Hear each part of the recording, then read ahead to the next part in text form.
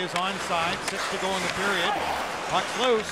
They center. Kane couldn't bury it. Oh, the Red Wings dodged a huge bullet there with seconds left, and Kane slaps his stick on the ice. Can't even break it.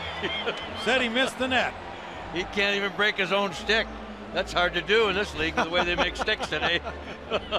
So Glendening gets the goal, and Kane did not. As we Well, the end of the period was pretty eventful with Buffalo and Evander Kane. He was just about as ugly at himself as you can get. Tried to break the stick, couldn't do it, and finally was successful as they went to the dressing rooms on a shortened power play, and he got rid of that stick, and he's hoping the one he picked up to start the period is going to be a little more productive than the one he just missed an open net with.